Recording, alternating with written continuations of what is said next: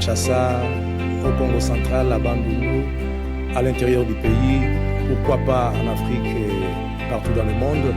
Que Dieu vous bénisse.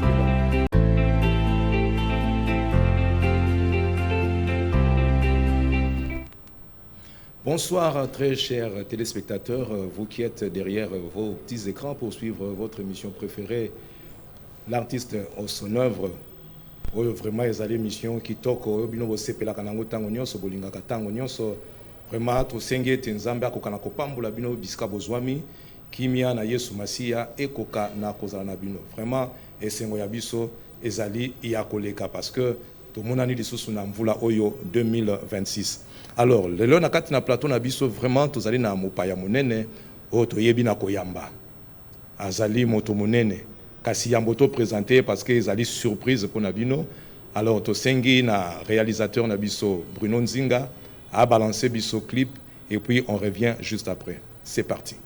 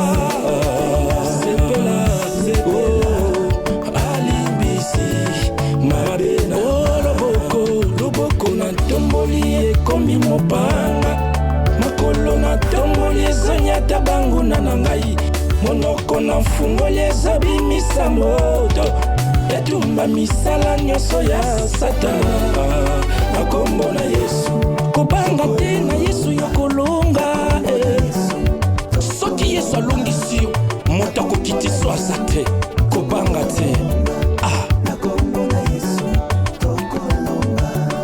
Je vous amène l'épée qui donne la paix na lobi yo te kaka zaka yo somba mopanga mopanga na solo bezali liloba ya Nzambe salela yango yokolonga na lobi chana mosala yokopika loboko na ntomboli ekomi mopanga makolo na ntomboli ezoni ata banguna na ngai monoko na fongoli ezobimisa moto etumba misala nyonso ya Satana na kombo na Yesu abaya mokili batambola bakwaya soki Yesu atamboli yo okokwea te etiko tolonga kaka na Yesu ata bato batomboli yo ata bato balongisi yo mais soki Yesu nana alongisi yo te échec. Ne crains rien, l'Éternel Dieu agira à ta faveur car sa bonté dure toujours. Est-ce que bana bankosi bazali awo soki ozali mwana nkosi fongola ba griffe soki ozali mwana nkosi fongola ba griffe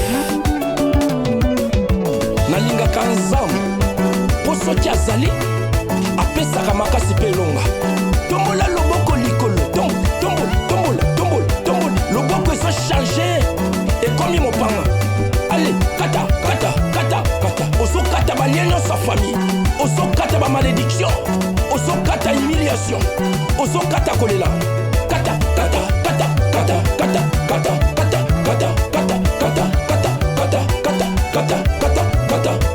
yaya soko moni moto azomata azokende sans présence ensemble kobanga te akokweya mpo na kati Yesu aza te.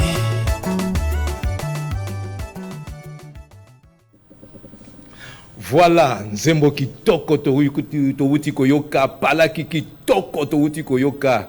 Eh bien, ezali ya moto moko, inspiration, composition, arrangement, nyonso ezali ya moto moko. Moto ango azali nani? Kams Kamanda. Toko kende ko kundola ensemble biso na bino, toye bandeko oyo, toyambi na kati ya plateau na biso ya mokolo malelo. Mbote na yo ndeko Kams Kamanda. Mbote Pape Mille, mbote na bayeno sobala na biso de partout, vous êtes bana Kinshasa, bana Brazzaville, bana Nzinga ba occasion ko landa biso na je sais pas moi na internet, vraiment nzamba émission za na bino. Ningi Pape Mille ucholoba liboso ya betando na bino, c'est votre humble serviteur Ndekole Kitata, camarade moninga ya kelasi. Wabino Kams Kamanda l'homme de nane loko nzambe, sepela. Atana nos huités, c'est là. Vraiment, nous sommes à Zolokumu. Alors, nakansi bandeko bino moko boyoki lokito. Boyoki, ce n'est pas n'importe qui, c'est un homme de Dieu. C'est un pasteur. Yomoko yoka kaka lobeli. Vous comprenez bala moko azali moto na nzambe. Mais azali kaka moto na nzambe te. C'est aussi un chantre parce que d'ailleurs, raison pour laquelle tu y as na kati d'émission moko malelo, loko la chante. Mais Azapé lisusu moto na makambo ebele ndakisa ingénieur en construction. Est-ce que vous avez cela été moto moko pétri de talent, pétri de qualité et connaissance qu'on a kutu ya kolobate parce que ça s'est fait déjà sentir. Alors, nzamba zolokumu na kanti bandeko bolandi. Papa Mille Kams Kamanda. Pape Mille yebisa na mubiso parce que na fandi na yoki palaki oyo na yoki palaki oyo kitoko la landi son ngape na sala son na yoki yango propre na yoki voix propre na kei côté à clip atako Bruno Nzinga lekinga na niveau ya ba image au Bruno Nzinga nzambe ya ba image mais Nathalie rien à dire rien à reprocher yebisa biso penza secret na yo ezali nini yebisa biso penza obanda wapi nani yango maître d'école na yo parce que oyo zali oyo sûrement référence ezali Merci Papa Mille. Oza Liboso Nabino. Toujours ça la récap, il y a plusieurs émissions. Ça fait que beaucoup de temps permettent que tout le monde réaliser biloko. D'accord. Donc on a beaucoup travaillé. J'ai eu à réaliser mon premier album en 1997. Au Batunyo so ba Yokaka pe Pambolaka Batu. Ezalaka la transformation. Ok. Depuis 1997, j'ai eu à réaliser ce premier album. Et puis en 2002, j'ai encore réalisé un autre album, Ezalaka les derniers jours. Et puis en 2013, Ndenaki Susku Sala Mosusu Ezaki il faut nazwa. Ouais, il faut nazwa. Et puis en 2016, na yoko sala nazana eloko nzambe. Non. Oui, na yoko sala na eloko nzambe. D'accord. À 2021, na yoko sala à la seconde. À la seconde, c'était comme ça. Et na kati na ba écart ya album tando bimsaka ba nzembo ko bimsa ba nzembo. Donc tu travailles tellement trop, tu travailles tellement mingi. Et puis surtout en école à Vox Day. À l'époque. Voilà. À l'époque, nous. Je savais que l'école Moko Ezali wana sima ya pambate. Nous on interprétait Bayana Bisso à Vox Day. Batambwetich. Donc Ebele à son âme parce qu'il nous a déjà quitté, ça fait un bon moment. Dernièrement, tout à perdre Yaka Bongo. Oh, sorry. Donc voilà. Mais sinon, nous on est là. Ce sont des gens que j'ai côtoyés. Voilà. Tu travailles dans la carte armée de victoire. Voilà. Mais nous, on continue par la grâce de Dieu. Donc, le secret nous est travail. Il faut beaucoup travailler malgré il y a beaucoup de difficultés énormes. Mais la raison pour laquelle nous travaillons là-dessus. D'accord. Alors, tous on a la carte il y a thème Nabiso parce qu'il s'agit bel et bien de votre œuvre. Vous allez le Mokoloma. Alors, namoni au petit titre Oyo Sepela. Alors, yebisana no biso penza grosso modo pour la nini on intitulé le yembo Oyo Sepela. Bon, d'abord véhiculer message ni nakati. D'abord Sepela est un cantique. Sur le moni ba zana ba cantique, je crois que c'est numéro 120 quelques bien 140 quelques babinzembo mokolona esengo. Ngande na cadre d'arrangement na cadre ya ko actualiser nzembo nde na yeko bakisa loboko na tomboli ekomi mopanga et puis toyemba ngo pe boyete et biso toyemba nde mususu ngana pesa ngo pe vie mususu pesa ngo forme na pesi forme mususu na actualiser ngo en fait exactement koloba c'est quoi les messages ya kati album oyo message za omoni sepela mutu fois sepela parce que mutu azo benga mutu aza Yesu Christ. Amen. Donc mutu abengi Yesu te mais Yesu nda bengi. Très bien. Parce que sotangi soyo ki premier couplet tozoba mokolona esengobe nayo kiye mobikisi abyangi ngai. Yenda bengi. Donc mutu azana esengo pourquoi mutu azo benga ye aza le docteur des docteurs. Moutazo benga yaza médecin de médecins. Moutazo benga yaza le prophète des prophètes. Moutazo benga yaza magistrat des magistrats. C'est un pasteur des pasteurs, c'est un évangéliste des évangélistes et c'est un boss des boss. Na sena moya tozalaka ceux qui peut-être boss mo quartier bengio au sepeli. Tela ne bato ba sepela ceux qui invitation à président de la République. Cette invitation, il y a gouvernement, il y a l'IO. Oh, il y a un gouvernement qui est invitation présidentielle, mon frère. Si vous avez un costume à bien, un petit boutique, un costume à bien, pour qu'il ne répondre à l'invitation du président de la République. Ah, d'accord, tu papa. Oh, là, la terre. Oh, kata pongi. Oh, c'est un boutou mobimba. Mais oh, il y a un ben à Yasanan. Le prêtre, plus que le pape, plus que le président de la République, il y a un faux CP la caca.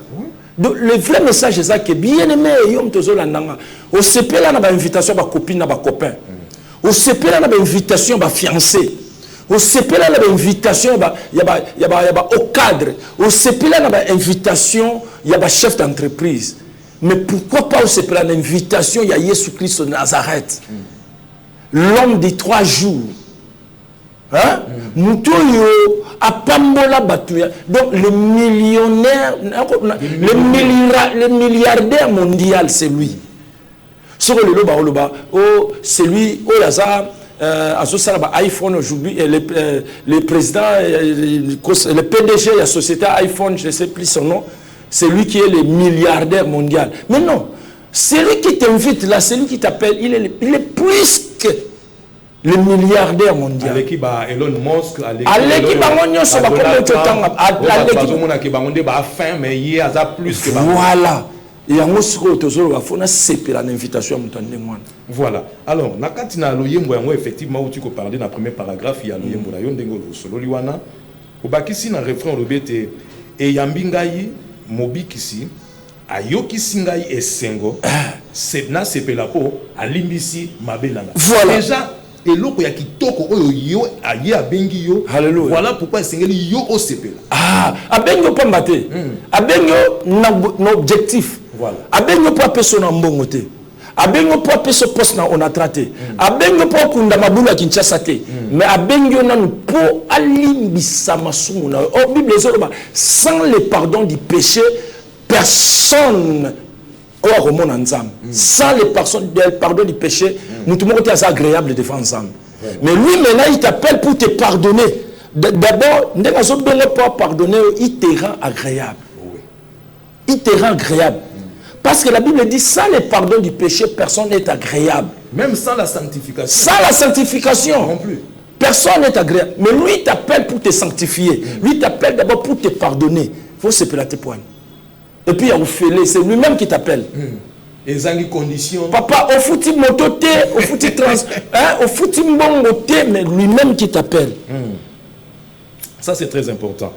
Alors, nakati na loyembo yo, parce que na loyembo yo yambo, tout ça l'émission yo, na landa ki yango na bokebi, ki yango na bokebi, et j'ai trouvé des paroles vraiment captivantes. Lokola atango yo lobete nandimi pe kozala na Yesu na ngai. Bobele ye abiangi ngai nabila ye na sepeli koyana ye. Ah, déjà au moins mutu abengi yo pour pardonner yo faut que moninga na ye.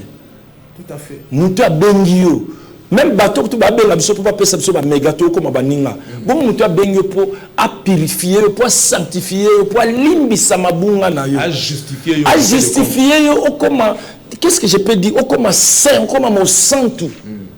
Ou comme un produit consommable.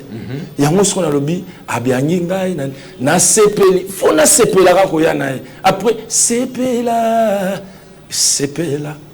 alimbisi mabenanga e ambingai mobikisi ayokisi esengobe sepela alimbisi Mabenanga. Ah, Seigneur. Bandeko, en tout cas, je vous invite. Boyoka loyembo olo. Est-ce que papa, ils ont déjà une plateforme? Oui. Surtout, il y a téléchargement parce que si Manabatuko yoka, Kolanda émission, ils en auront grandement besoin. Amen. Alors, il faut mettre le bango déjà sur le place, il faut pour te pate, baluka lukate. Babetaka sepela comme skamanda na YouTube.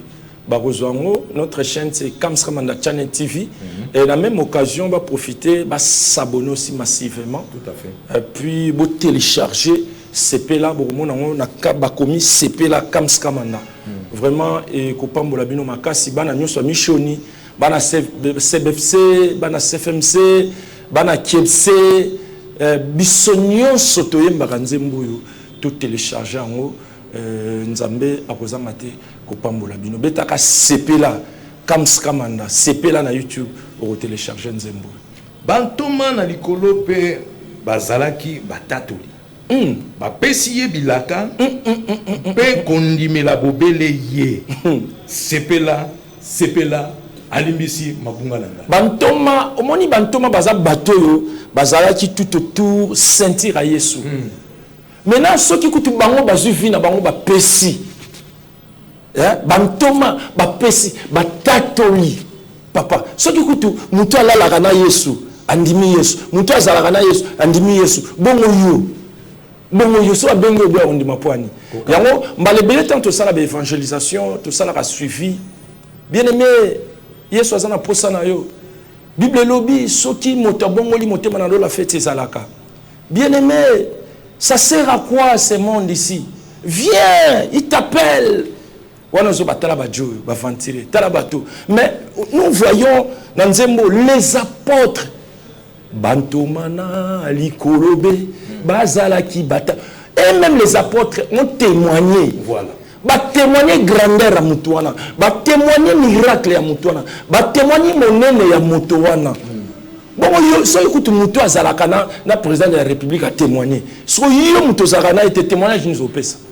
Et en plus, les mêmes Moutouango, Oyo Azalakana place monté à Bengi. Abengi Yosikoyo.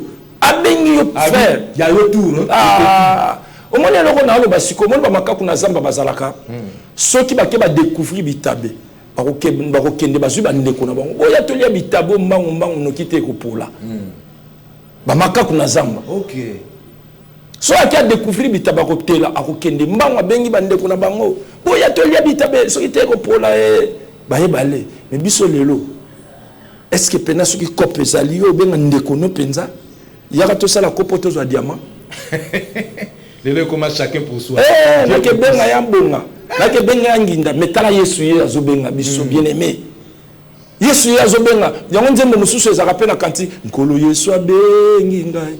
Ngai na ndimi. Nkolo Yesu abengi ngai. Ngai na ndimi. Oh mwana Nzambe abengi ngai. Ngai na ndimi. Ngai na kende kosala mosala. Ngai na kende. Ngai na kende. Ngai na kende. Ngai na kende kosa papa mille Yesu azobenga biso. Et venez à moi vous tous qui êtes fatigués, chargés, je vous donnerai du repos. Batatoli kout bantoma bandini batatoli. Bon yo bien-aimé, il t'appelle. Yende les patrons des patrons, les boss des boss, les prêtres des prêtres, les songambeli ba songambeli, il t'appelle Yaka. En tout cas, vraiment, il y a moto kota na kati ya suite ya malobezali na kati na Nzembo yo. Tant on a tali contexte oyo, komeli Nzembo oyo, j'ai senti deux choses. Amen. Première des choses, n'a senti mouvement ya église protestante. Yes. Et frappé. Tant on a l'autre partie à chanson, on a occupé dans l'église des réveils. Yes. Et télémi. Mélange. Yemisangai. Donc la culture on a mis surtout, ils allaient na kati na yo. Bon, Nzamba, Azara Nzamba Tongo, Azara Nzamba Midi, Azara Nzamba pourquoi? Azara Nzamba Liboso, Nzamba Sima, Elikolo Penase. Donc, na ambiance chrétienne, na ambiance, Oyaba Nzambe, et c'est Ngaka, Kusangisa, Sangisa, donc, sali, c'est qu'on dit, vous malaxer musique. Voilà. Vous malaxer musique. Pour permettre à Nzambe de se retrouver. Parce que les gens qui Nzambe belé ti lelo bakoka ko ya église te pa ngana na posa na bino meso na ke kuna na obina wapi. Na obina pe lo lenge nini. Na obina lo lenge. Yango biso to loba soki obini awate okokende ko binela wapi biso to binaka awa na présence Nzambe awa wana so biso na setra. Setra awa Yesu nde base. Yango so mona awa toke loboko na to tomboli loboko. Makambo yindi. Wana sikoyo moteli. Parce que tango yo lobi na kati na Nzembo yango lobi. Loboko na tomboli et comme mopanga. Lokolo na tomboli. Ezo nyata ezo écrasé. Monoko na fungoli. Moto ezo bimba papa Emile. C'est là où je senti ngabi makambo yindi. Donc au bimis qu'on a position il y a combattant et puis victorieux à la fois. Non, muto Yesu bengi. Muto Yesu ndimi. Muto Nzambe alimbisi faut comme flamme de feu. Amen. Muto Yesu ndimi muto tala bato bele bazo sakana bien aimé. Yo Yesu zo benga ozo comme flamme de feu, ozo comme intouchable. Dieu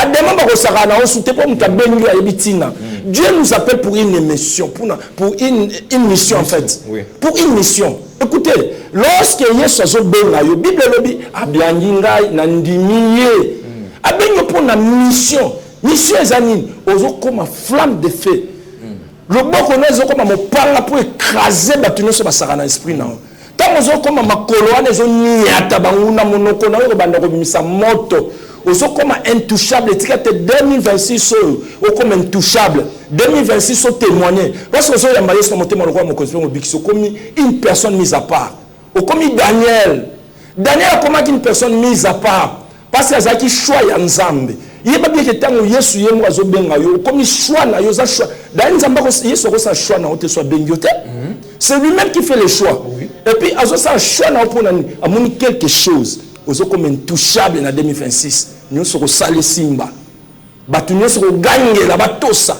Parce que tant ozo ko monoko comme monoko nzambe, monoko ya Yesu, ozo bimisa moto pour écraser maladie ou tungisaka yo. Alléluia. Yo mto la émission oyo.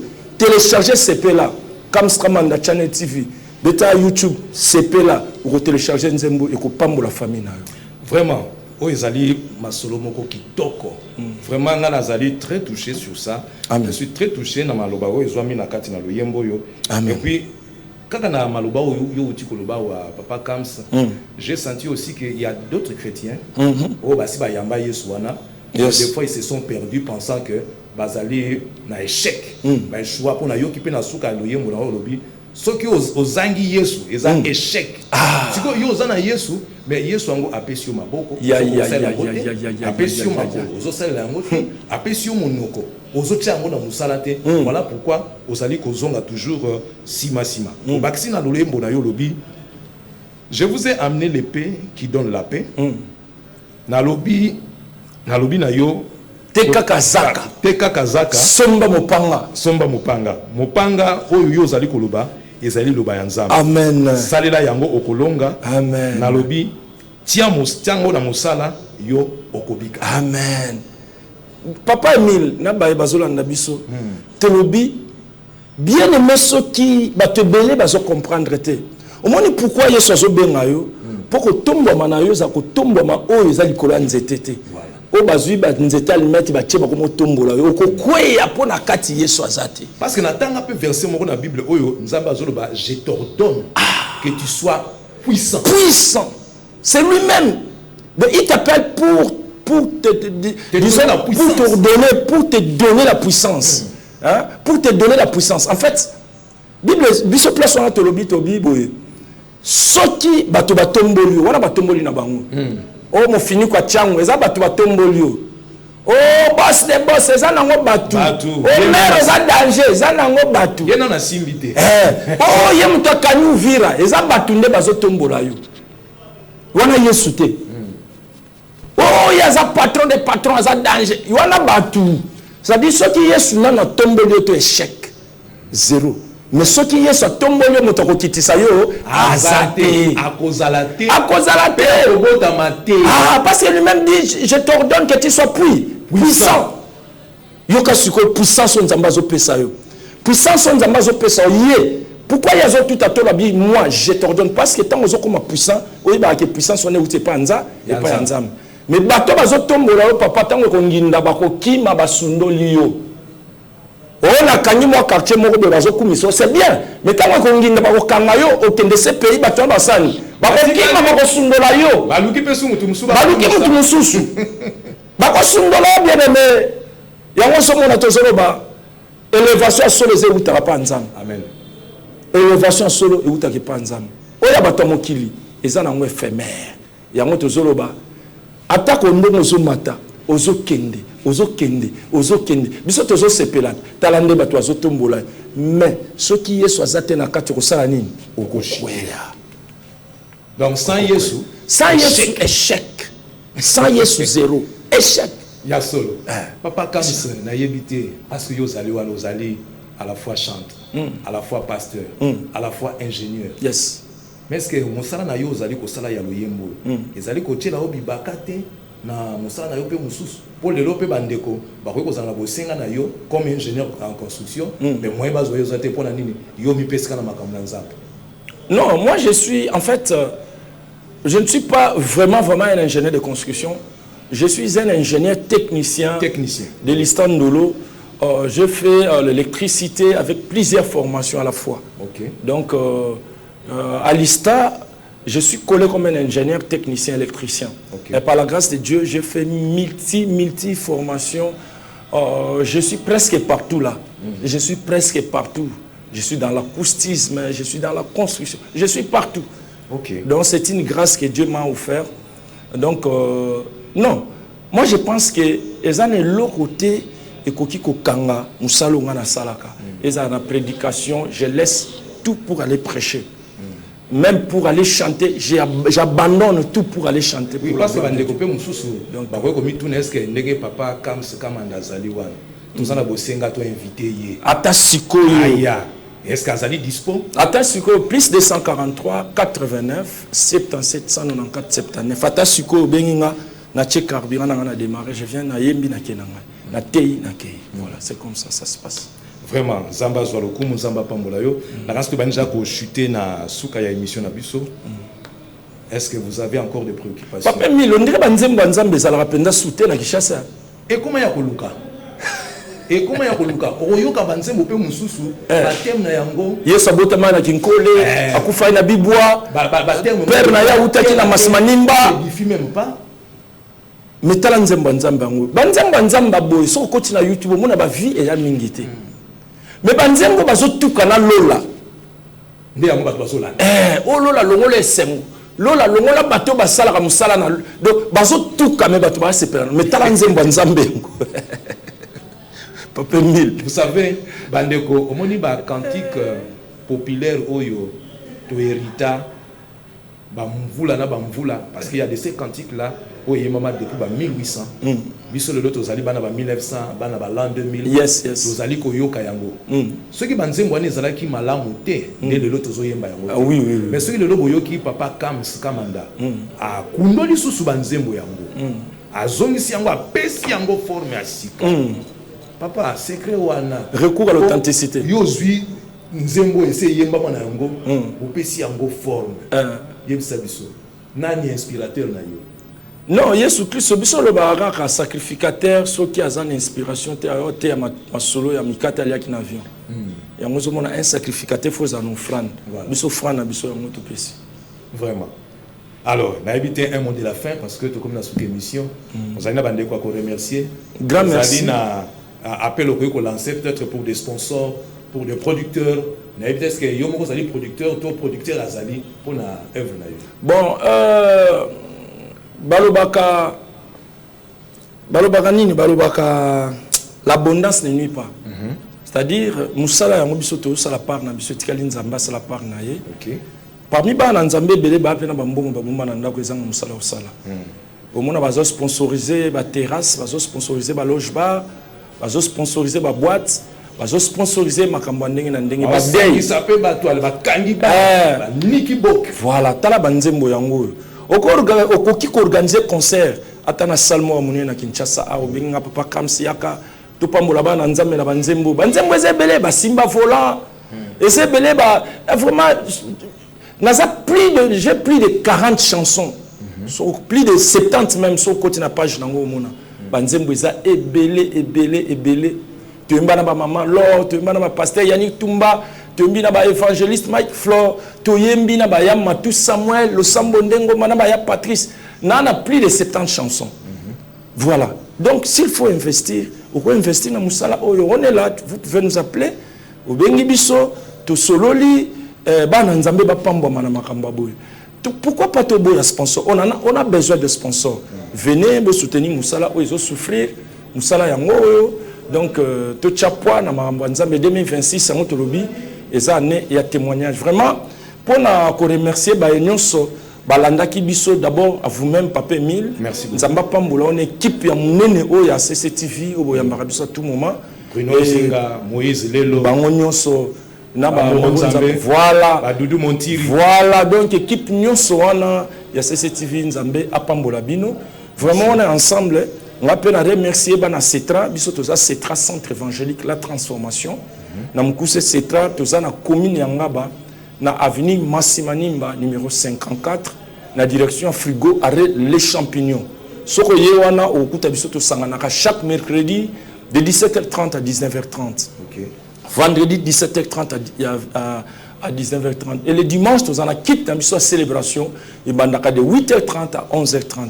Okoko benga biso oyena Cetra vraiment biso nzambe azawana tolobi yesu nde base et na pesi mbote na bana nyonso ya Cetra na pesi mbote ba pasteur nyonso ya RDC ba mission nyonso ya RDC mapinga pe gouvernement na biso espace présidentiel nyonso nzambe apambola bino la police nzambe apambola bino gouverneur de la ville nzambe apambola bino bisiko zali na équipe na bino et puis na pesi mbote na mwasi na nga molonga ni mama batika manda et puis na bana na nga comme cette bourgeois Soraya Kamanda nzambe apambola bino et na famille Kavira Merlin nzambe apambola bino nyonso baye bazwaki makasi ya kolanda biso mais pona biso tolobi soki yeso aye lelo tolobité tokokuta na lisusu na même émission mais tokokende bongo te sans que topesa numéro plus 243 89 77 194 79 plus 243 89 77 194 79 bokomela biso na page na biso Kams Kamanda officiel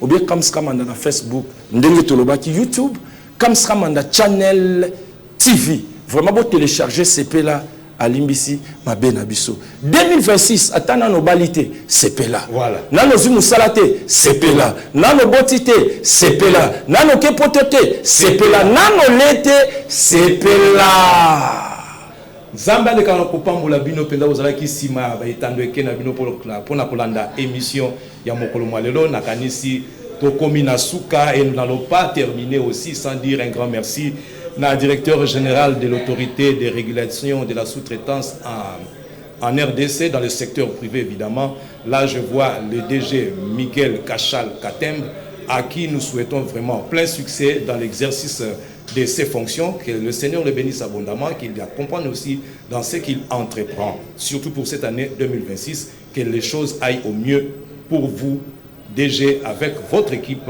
pour vous dans la respect. Et merci aussi au VPM à la fonction publique. Là, je vois son excellence Jean-Pierre Eliaou, vraiment bon vent. Merci à intendant Didier Eliaou et avec son épouse Cynthia Mayel Eliaou. Merci à maître Jacques Moubenga et aussi avec votre épouse Lucie Mayel Moubenga. Et je n'ai pas oublié aussi Maître Gracien, je n'ai pas aussi oublié le président de la colonie congolaise au Gabon. Là, je vois le président Yannick Mapwanga. Vraiment, Zamba Pambolayo, Bendele Koyate. Partout RDC Zalaka, partout moi Namboka Zalaka, Bendele Zalaka, toujours y a à côté de moi. Merci aussi à l'international, la patronne, elle patronne, Adel Mouin Kalou. Wana Azali Mwana ya Poto, l'international, elle patronne, donc Talakaka, Elobi Ming, Nzamba Pambola Esika Ozwami. Je n'ai pas oublié aussi mon épouse, Major Ali Makacha Mamami, à qui je salue, à qui je donne des grands bisous, des gros bisous. Nzamba Lekanako Pambola yo. Vraiment, Esaïe Sengomonene, merci na yo, Papa Kamskamanda. En tout cas, Oyambi biso, Oyambi yo penza, na kati na Esengomonene na kati émission. Amen. Il n'y a rien à dire. Amen. Nzamba Pambola yo. Merci papa. Na kanisi Tokokutana. Tokokutana la prochaine numéro. Amen. Merci beaucoup. Merci, que le Seigneur vous bénisse. Allez, bye bye. Merci. Bon week-end à vous.